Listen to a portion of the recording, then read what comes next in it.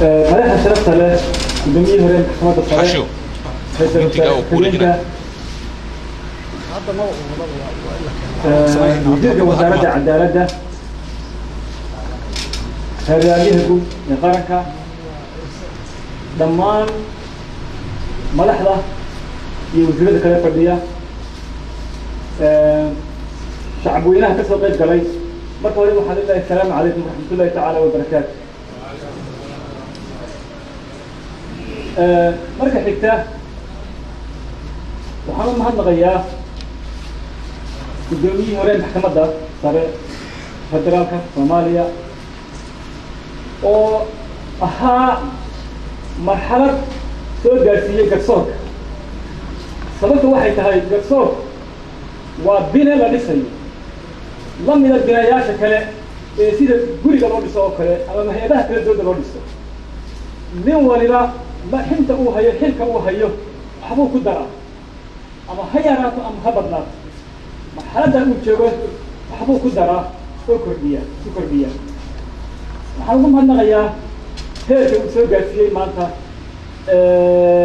uu ku ammaanay isaga iyo ciddii kale ee la shaqaynaysay ee ah bahda garsoorka oo dhan dhammaantiin su-aashu waxay tahay kelmaddii ugu dambaysay ee guddoomiyuhu yidhi waxay ahayd wixii ii qabsoomi waayey wixii aanan qaban waxaan rajaynayaa guddoomiyaha iga dambeeya inay u qabsoomaan oo qabto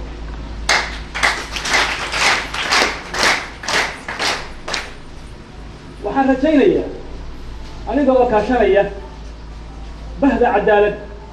marka la leeyahay bahda cadaaladda way ballaaran waxaa la moodaa inay tahay oo keliya maxkamadaha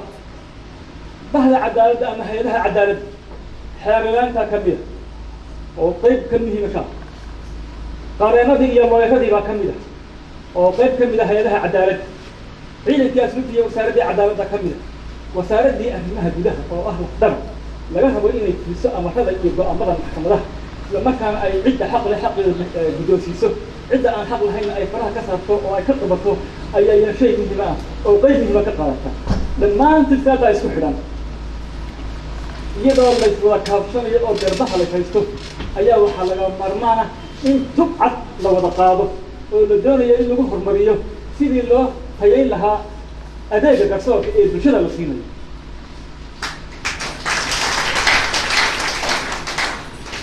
waxaan ku dadaalaynaa aniga oo kaashanaya garsoorayaasha kuwa noqota kuwa maxkamadda sare maxkamadaha racfaanka maxkamadaha gobollada shaqaalaha dhammaan garsoorka iyo hay-adaha kala hoseeya in kor loo qaado tayada howlwadeennada marka hore adeega waxaa bixinayaa waa howlwadeennada weeye howlwadeennada waa garsoorayaasha waa kaaliyayaasha waa xeeralayaasha waa gaadsiiyaasha iyo dhammaan intaa la shaqaysa haddii aan tayadooda kor loo qaadin oo aanay lahayn tayo wanaagsan oo gudadka xilka iyo waajibaadka u yaalla iyana ma bixin karaan adeeg wanaagsan marka in adeeg wanaagsan la helo waxa ka horeeya in la helo markaa maxay ciddii bixin lahayd oo gaarsiisan tayadeedii iyo halbeegkii loogu talagalay taasina waa xil iyo mas-uuliyad saaran dowladda iyo laamideeda waxaan xoogga saaraynaa oo aanu ku daraynaa intii qoladii naga horreeyey ay gaarsiiyeen in kor loo qaado kalsoonida garsoorka lagu qabo kalsoonida garsoorka lagu qabo garsoorka wuxuu u garnaqaa oo u dhexeeya bulshada oo dhan ma aha bulshada soomaaliyeed oo keliya dhammaan bini aadamka wixii jooga dowladaha gureedda federaalka ama soomaali ha noqdeen ama yaanay noqonin ama ha caddaadeen ama ha madoobaadeen ama muslim ha aadeen ama yaanay noqonin garsoorku waa baraa wuxuu baraa dadka iyo dowladda waxaan uga jeedaa markaan leeyahay wuxuu baraa dadka iyo dowladda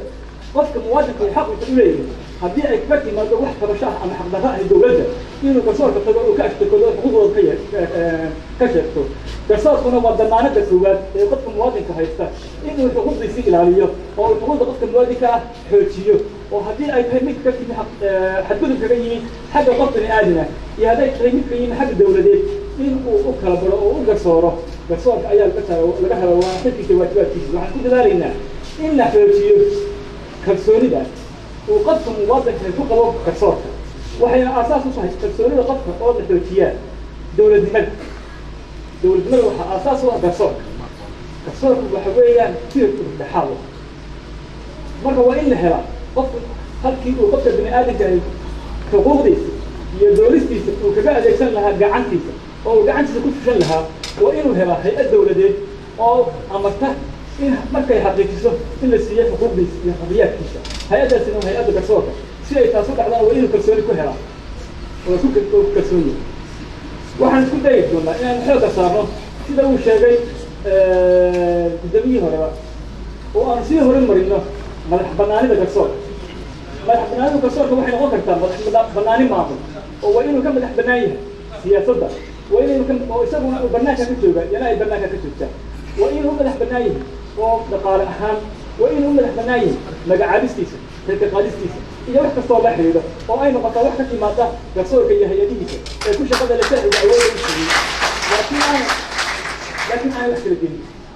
taa sidii ay hore ugu socotay madax banaanida garsoorka mar walba way jiraysaa waana mabda aasaasiya oo laga maarmaana waxaanu xooga saari doonaa oo aan ku dari doonaa intay qoladii hore laga horreeyey qabteen baahinta garsoorka sababta waxay tahay garsoorka oo la baahiyaa oo la gaarsiiyaa meel kasta oo ay dowladnimada Soomaalidu joogto oo ay hay-adaha dowladdu ka dhisan tahay in la gaarsiiyaa waa shay laga maarmaan waxba tari maayo haddii aan hay-adaha kale dowladdu haddii aan garsoorku barbar socon sideedaba laba hay-adood marka la eego hay-adaha guud ee dowladda ee ah garsoorka iyo fulinta iyo baarlamaanka laba hay-adood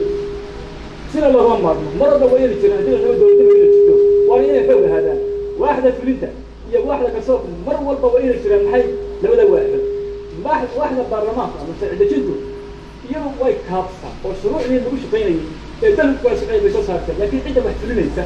ee adeega bixinaysa waa labada hay-adood weeye marka hay-addii waaxdii fulinta ay meel gaadho oo laga aasaaso meel ka mida juqraafiyadda ama xuduudaha juqraafiyadda ee dalka waxaa laga maarmaana inay barbar socoto hay-addii garsoorka oo awood u yeelanaysa ama awood u siinaysa hay-addii waaxdii fulinta in qofkii sharciga ka horyimi sharciga la mariyo ayay noqonaysaa waa sharcigii bay dugsanaysaa waaxdii fulinta